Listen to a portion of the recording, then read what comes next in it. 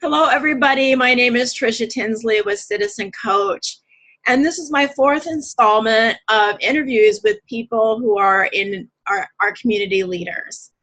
And today I have a woman Monica Evans, who I actually met briefly, but she had a huge impact on me. And so I've asked her to actually share with her experience as being a community leader. But the idea behind these interviews is to actually highlight that as an individual, we can have a huge impact on how our communities turn out, the trajectory of our communities and how to make them better. And also to just inspire us that there are people out there doing amazing work. So Monica, thanks for joining me this morning. Thank you for having me, and thank you for the compliment. Yeah, and just so you know, for those who are watching, we actually are trainers with International Institute of Restorative Practices. And for some of you who looked at my Facebook page, Restorative Practices, I put a lot of links up there, and I'll put another link up today. But basically what it is, it's a framework or practices that helps build the social capital or relationships so that when there is harm done in our communities, whether it's schools or community organizations or nonprofit organizations or even with our coworkers, we have that social capital to lean back on. And that's the very short of it. So Monica, just to start off, I'd like to hear a little bit about your background and kind of where you came from, what you have been up to in the past, and how it's really led to the work that you do now. Well, I started with Restorative Practices in 2009 as a Detroit police officer, and we really were trying to find a way to decrease our crime rates with juveniles. And what we were finding is our crime rates were higher around particular schools, and in those schools they had the highest suspension and expulsion rates. And then those students were getting involved in gang activity or becoming victims or committing crimes. And so we were trying to figure out a way that we could work with the schools without trying to rearrange their furniture per se. And I was assigned to a task force, alcohol, tobacco, and firearms. And so all I did was really deal with violent crimes, gangs, guns, and narcotics. And then, found this tool, Restorative Practices, which is actually just a paradigm shift in thinking about how to explicitly build strong relationships and understand the value of every human being, whether they've done wrong, and their contributions that they can still bring to society.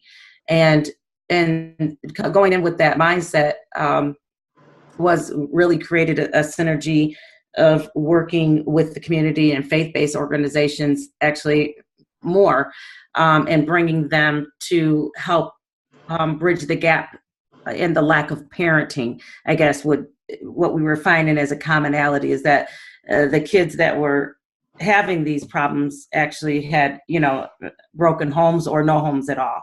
Mm-hmm. And so was, sort of, I call it an interrupter. So interrupting some of the epidemiology or causalities, and restoring relationships that those students needed or those youth needed, and just bringing something back to their lives that they were missing. And so that was, just really building good relationships between law enforcement and young people and the schools.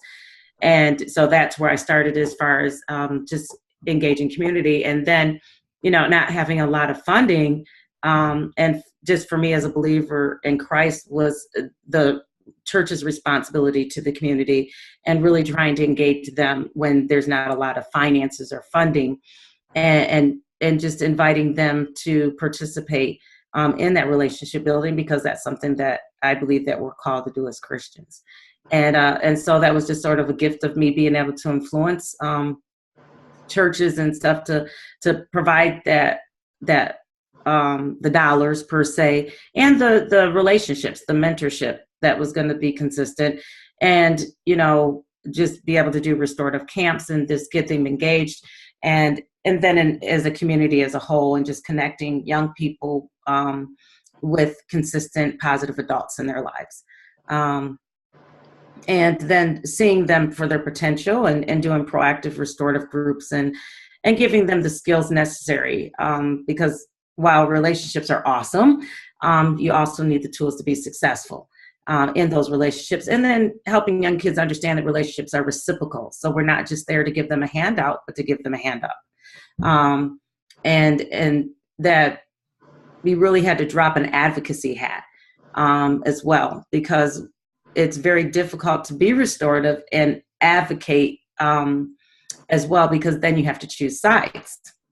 And so I found that very difficult to find the intrinsic value, even if I disagree with the person or if I really believe that they don't have a heart of love, but they do. So those are some of the hard things that come along with really being restorative and helping young people understand that you don't always have to win by something, but that a fair process is not always equal.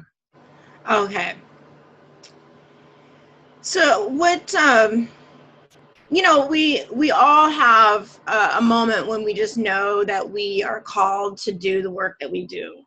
So can you describe that moment, or what moments actually you're just like, okay, this is the work that I'm supposed to be doing? That's really funny, because I am non-degreed, and so I had always worked in private schools, Christian schools, or early childhood education prior to becoming a police officer. And I chose that because I got married young at 19 and did not really want my kids to be with babysitters and stuff. So I chose to go into that field young and just supported my husband as he got his education and stuff. And then decided after my kids were a little bit older that I would go into law enforcement. And, I actually quit teaching because I really was frustrated with the poor parenting that was really pushing kids into the judicial system. And so I was very frustrated and said, what, I'd rather arrest them than watch them become criminals. That was my mindset when I joined the police department, quite honestly. And then when I got into law enforcement, I found myself, even on narcotic raids and stuff, teaching people, and taking every opportunity that even if I was arresting them, that I was speaking a word of life or encouragement or expectation into them. And actually my narcotics crew named me Care Bear, which is my nickname, because I always took the opportunity to just love on them, no matter if love them in handcuffs or out, give them a hug and say, this is not the end of the world, that God is still giving you something that you can do, and take this as an opportunity. So it was just like a joke within the department, and people would begin to thank me, like on arrest and stuff, or in court.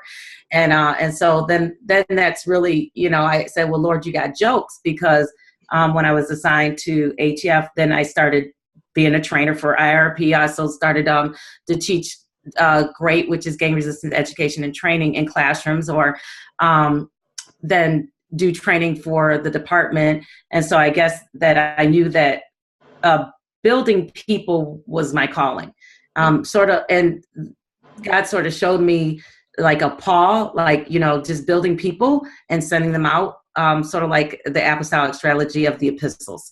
If anybody is familiar with Paul and his building the churches. And so that was just something, the aha moment, that no matter where I went, no matter what I was going to do, if I ran from it or didn't, God was going to put me where I was supposed to be. And that was to just build people and encourage them to do better than what they believe that they could do, and understand who they are created to be. Right. Well, that's really interesting. I love that you bring up kind of like this idea of building people and sending them out. So what is your sense of a strong community? And also on the opposite side of that, what breaks the community down?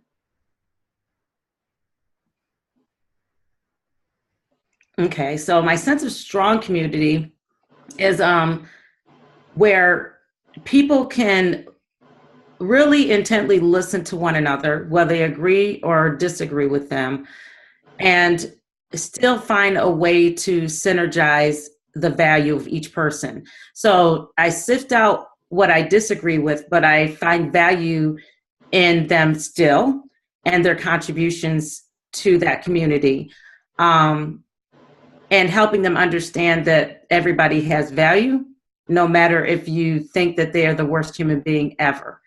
I think a strong community also includes family and a core family, and I believe that reflects in parenting a mother and father in the household.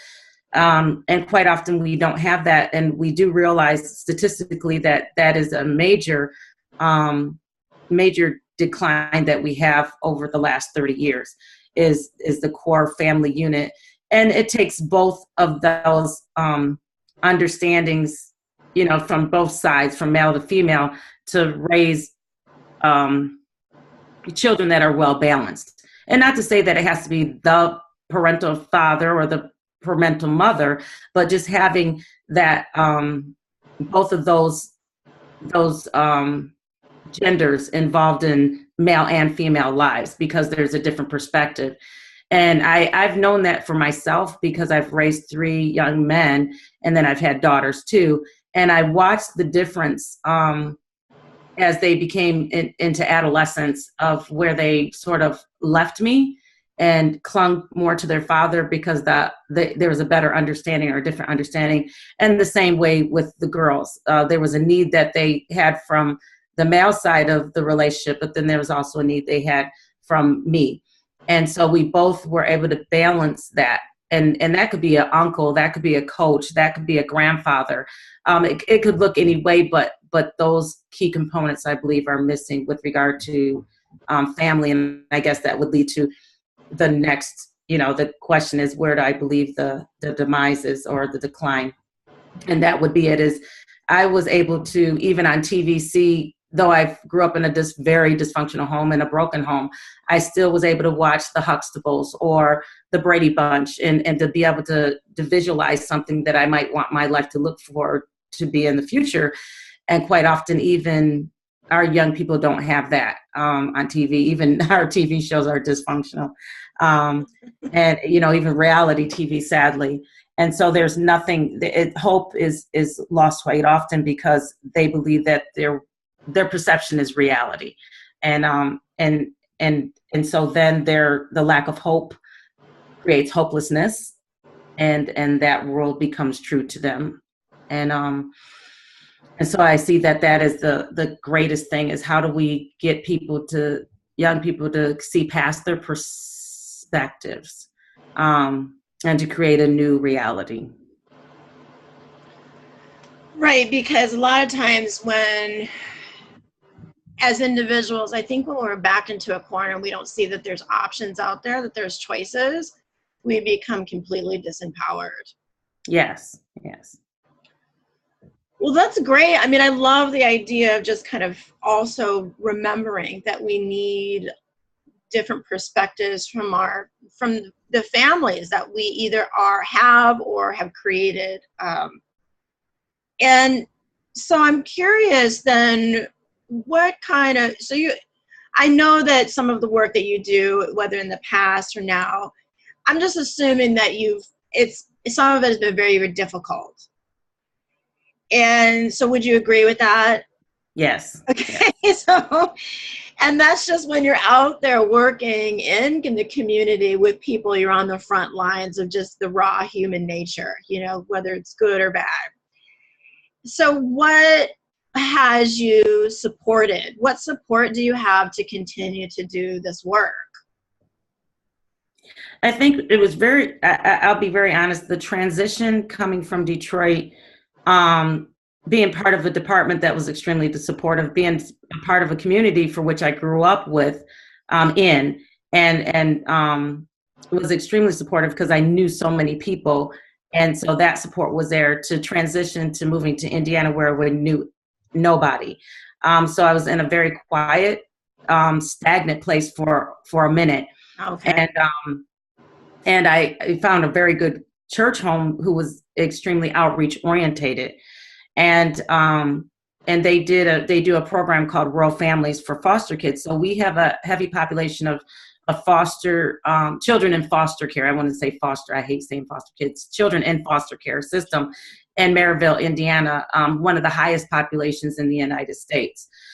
And so our church is really, really big on supporting the Department of Children's Services. And so that's where I was able to come in and bring some of the most effective practices that I had from Detroit so that our church could actually get some faith-based grants to assist in helping the community with this particular population. And so by just being able to, and just coming in and sitting quiet and submitting myself to that authority there in our church, made room for itself. And so they've been very supportive and been able to get grants and are able to send me out and to provide restorative training to a lot of the school districts that our church pays for. And then bringing that training to the Department of Children's Services here in Lake County, Indiana, and abroad. And so that's been extremely supportive as far as, the financial resources. And they are able to give me a stipend. It's not a huge stipend, but it's a blessing. It pays for gas and, and that kind of stuff. But it also does really support the community. I've been able to provide, restorative training and to volunteer and do restorative groups at different homeless shelters like Sojourner Truth and different outreach opportunities, Geminis Center, a lot of different resources in school districts here, which is huge.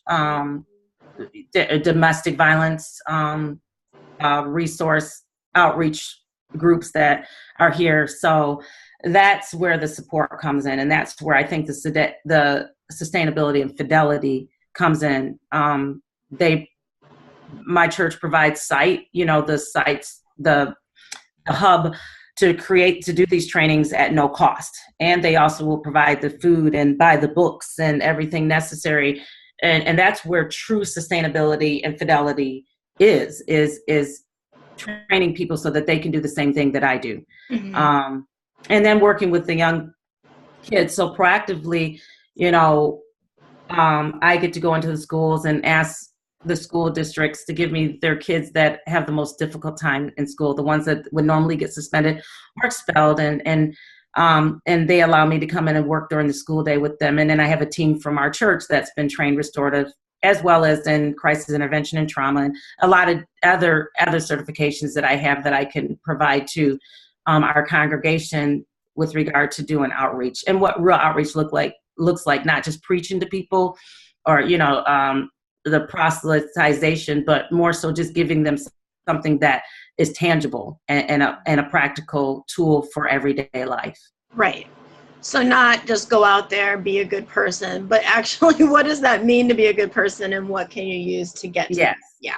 So that you can pay it forward to somebody else. Right. Yeah. Mm-hmm. And so is that your belief that if you create someone who is really, truly, integrating these concepts of like being a good citizen and creating, a more positive life for themselves, is that your belief then that they take that out to the community for the most? Yes, that's what I mean by reciprocation. And because you reciprocate, you add value. And when you add value, you become more valuable. And then that builds your self-worth.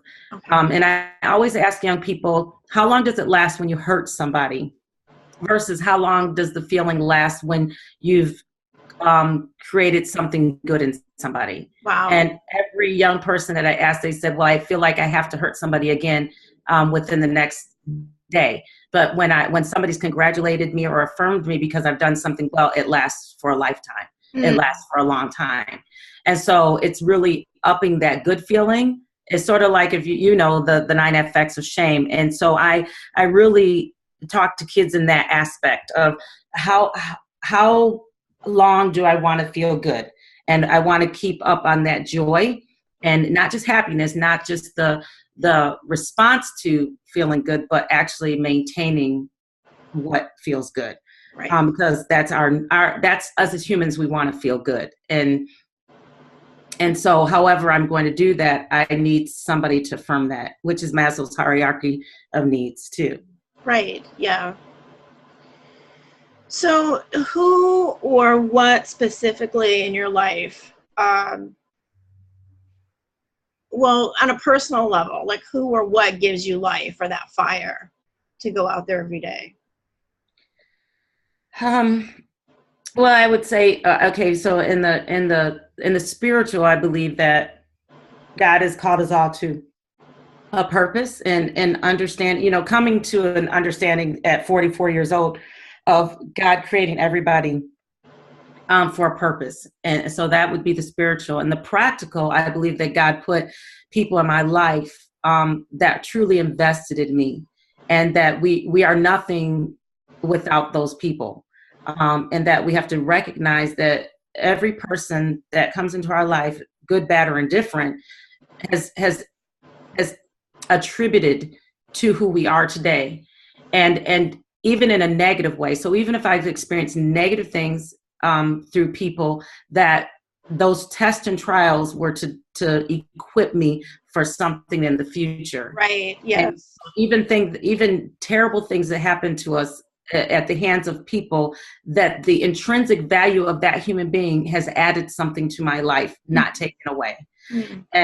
And so I truly look at the value of every human being, and even a psychopath. I always say that even a psychopath attributes to society, because a psychologist is able to study them for a long period of time, and efforts to help others in the future not succumb to the urges of that behavior.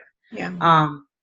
And so every person has value, whether we'd like to believe it or not. And so really self-reflecting on personal biases and not allowing them to affect the way that I think about people. Sure. That's a great way to kind of wrap things up too, because it is, I mean, every human being is an opportunity and they do have value. And I share that belief, and I appreciate that you've actually said that in our interview. And so one, I'm just wanted to quickly, again, thank you. And really, I try to keep these interviews short, so I don't want to take up too much more of your time. But I want to thank you for just really sharing some of your experiences and bringing it to life with just what's underneath of where you've been and where you're going. And my last question to you is actually something that is kind of non-related, but I was listening to an old radio show on This American Life, and they are you there? All right. No, I just lost you for a quick second. Okay. Yeah. We've got some crazy internet things, so we're going to proceed nonetheless. But the last question I have for you, I was just telling you that I was listening to an old radio show or old podcast, I guess, of This American Life. And one of the things that made me laugh was they asked a question to people. You there? Yeah, you lost me for about a minute almost. Okay. Well, definitely, I'll be real quick and just ask you this quick question, and it's like non-related to communities. But if you had the power to have be invisible or the power of flight, which one would you choose and why? Wait, say that again. I'm sorry. If you had the power to be invisible or the power to fly, which one would you choose and why? I guess it would be invisible. Okay. Because I am a people watcher, so I like really studying people. Okay. I mean, real vulnerability. Oh, wow. I never thought of that. Yeah, I would have chose flight. Well, Monica, it has been a pleasure talking with you. Thanks for just spending this morning with me. And all the blessings to you as you go out there and do the work. And I know I'll be in touch with you and be able to see you again. Thank you. Thanks for having me. I appreciate it. Thank you. Take care. You too. Bye-bye.